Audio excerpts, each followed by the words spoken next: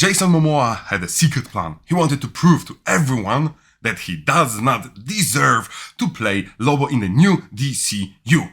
There's the only explanation that I can find to what he did in Aquaman and the Lost Kingdom, the sequel that was reshuffled, that was edited by 1,000 monkeys, and they came up with this version of the film.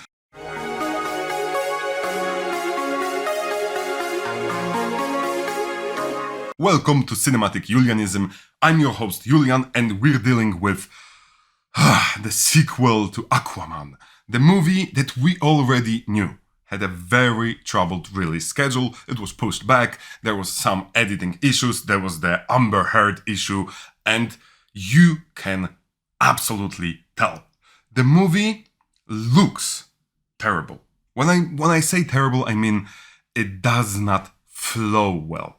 It's a 2-hour movie where basically we jump from scene to scene and it looks like someone had a spreadsheet and he was just, okay, let's move forward. There is no cohesion, there is no glue sticking the scenes between the characters together. It looks like someone really shuffled those scenes and just put them out there.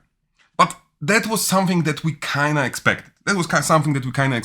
Especially given that we heard that the first cut was unwatchable, that it was too serious, and that the first plot was too boring. Okay, so they remade it. So they added some new scene, but they had to cut the scenes with Amber Heard because of the Johnny Depp drama. Okay, so they cut those scenes.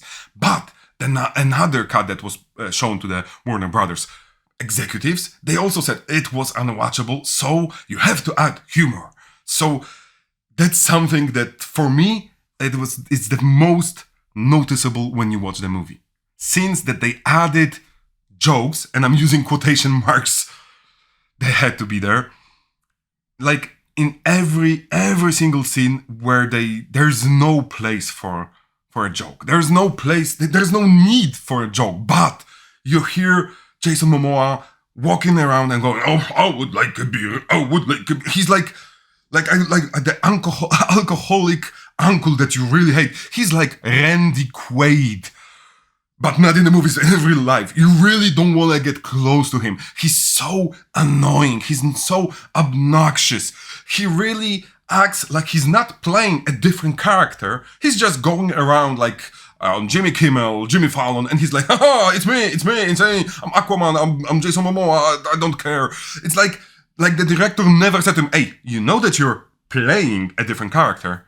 Or maybe he said, and Jason Momoa was like, what is the word that you're saying? Like the playing. I am not an actor. I don't know why he's Italian right now, but as I promised you, my accent will be changing constantly. So, probably the worst part of the Aquaman and the Lost Kingdom movie is the main character. That's not a good sign. Ooh, you look rough. Good job, little brother. High five. And he's in like 90% of the scenes, so watching him go through with all those jokes, Orm, let's go for a beer, Orm, have you never ate a cheeseburger? Like, I don't care. Like, I don't really care. But if we exclude him, there is light in the tunnel. There's light at the end of the tunnel, and the light is called Patrick Wilson. Because Patrick Wilson, playing Orm, the Ocean Master, he's really trying. And if you can see an actor trying in a movie where it looks like it's gonna be shit, you gotta give it to him. He's trying to give the character an arc. He's trying to build something, that he's learning, something that is changing, that he's trying to trust, that he's learning, that he has to be a better leader. There is something there. This movie should be about him. Let's get rid of Randy Quaid, Jason Momoa. Let's make it about him, and this would be a much better movie. But for example, on the other side, we have Nicole Kidman, who's like, "I'm trying to get out of this movie as quickly as possible. Maybe if I turn my head, no one will see that I'm in this movie." It's like she's invisible also. And of course, Mera, basically she has like 10 things to say in the whole movie, And like there is a scene at the end that should be really impactful. It would be like, a good superhero badass moment, but it has to be earned. So if we cut all those scenes that earn those beautiful cathartic moment at the end, then we don't have beautiful cathartic moment. We have like, I knew what you were doing. Great. So basically, you get a movie that is jumbled. The plot, it makes sense, but it kind of doesn't make sense. And it also copies elements from the first movie. Okay, again, the oceans are in trouble. Okay, the earth gonna change because humans are irresponsible, blah, blah, blah. So that's not something that you really care about because you don't have enough investment as a viewer. The other element of the plot, the biggest element of the plot, the brother rivalry. You know, it's brother rivalry, but it's mostly like the Little Weapon. So it's like Danny Glover and Mel Gibson. So it's supposed to be like this body cop comedy. But the chemistry just isn't there. The chemistry just isn't there. The development, like the slow scenes, the small scenes that make us believe that they are brothers, nowhere to be found. Nowhere to be found. We just have the scenes. Beer. God damn it. Or beer, fight. Beer, run. Beer, run. Talking about beer, not drinking beer. But we also have like these beautiful like cinematic masterpieces when it comes to crap. And Buster Keaton would be proud of a scene when you open the movie and you get Aquaman getting peed on by his own child. Not once, but twice. And not only peed on, but he peed on his face. Or basically drinking pee of his own child. Yes, that was exactly the scene that I wanted to see. Yes, this is how I want my hero to be reinterpreted by James Wan. Wow, it's the jumbleness. The mess does not always mean that the movie will be bad. There are so many messy movies. I like the Marvel's movie. It's a mess. It's really a mess. It's a jumbled mess. But here, there is basically nothing to like. If you remember the action scenes, the action-packed scenes from the first movie, you will find nothing like this here. You will see something that is very closely shot, that is dark. The CG is like too much and it doesn't look grounded. So there is not one scene that you will remember after a few years, after a few months. You remember the scenes from the first movie when they are running on the roofs and inside the houses and the camera is just following them. This is a beautifully shot, beautifully executed scene. Here, nothing like this to be found. Nothing. It's like the movie was reshot and re-edited, just like, okay, it has all those points from the spreadsheet, superhero spreadsheet for dummies. And they're just like, okay, we have highlighted all the points, we have all those points, okay, let's just push it and let's forget about the goddamn DCEU. Because that's basically it. The movie does not try to do anything. You can say many bad things about The Flash, and I certainly did. But it tried a few things. You can say some bad things about Blue Beetle, but it was a heartfelt, very touching story, not innovative in any way, but with a heart in the right place. Here you have a corporate, boring nothing. A film that does not make you feel, not even angry, basically. Like Black Adam, it made me angry. This movie made my heart hurt, and after I exited the cinema, I had like big nothing inside. I was like, there's nothing to talk to. It's not even meh.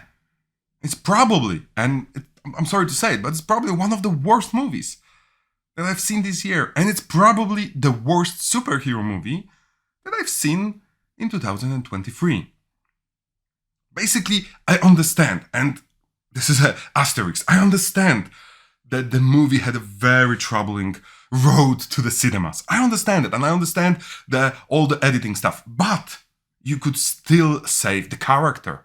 You could still save the acting. You can still save the special effects. How could? The movie was made for such a long time, and they did not spend those months, like redoing or just making them better. Because how could it be that the movie from 2023 looks worse than the 2018 first Aquaman movie? And how is it possible that it's darker, it's more boring, that the Atlantean kingdom looks so little, so small, and it was such a like a beautiful place. You can say many bad things about the first Aquaman, but the Atlantean world was mesmerizing. There is nothing mesmerizing here. Also, we heard so much about, okay, like, it's so hard to get to Atlantis. But no, right now, okay, you can enter. I will not be talking about, like, the plot holes, because there are so many plot holes. I will just mention one thing to end this very short review. If you don't believe how jumbled the editing was, there's a beautiful sequence of 3 scenes. One scene where one of our actors, Orm, played by Patrick Wilson, he gets hit with a ray and he just gets basically shattered. He's almost dead. He gets some leaves or something like Atlantean medicine on him in the next shot. And there's a next shot. Between those shots, there's like, he didn't go to the Atlantis. It's like, I got hit, I got covered in like leaves and stuff, and then I'm up. And after he got hit, he, like, you can see scars forming, etc. And then he's in perfect good health. He's in new shirt. How he got this new shirt? Of course, we don't know it. There is like absolutely no, like, he's incapable of doing something because he got hit in the chest. Nope. Why? Because in the first version, he was probably not shot here. And if he was shot here, there were probably like 5 minutes where he went back somewhere, they did something like character building, character development.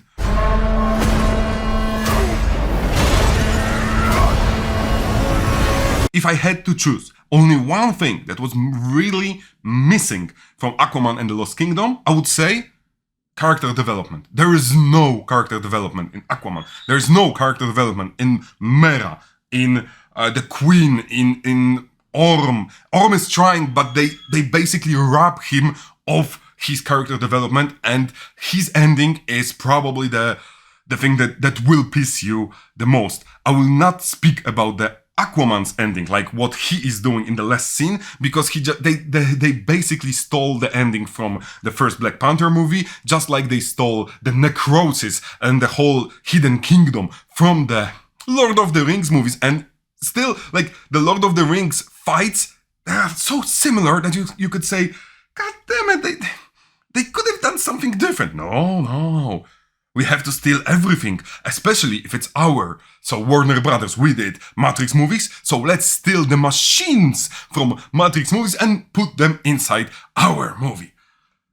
Wow, James Wan is a creative genius. He's a guy that knows how to make movies, but it looks like someone basically stole his powers like the monsters from the first Space Jam movie. It was not only a boring experience at the cinema, it was really tiring and headache-creating experience. So, there you have it.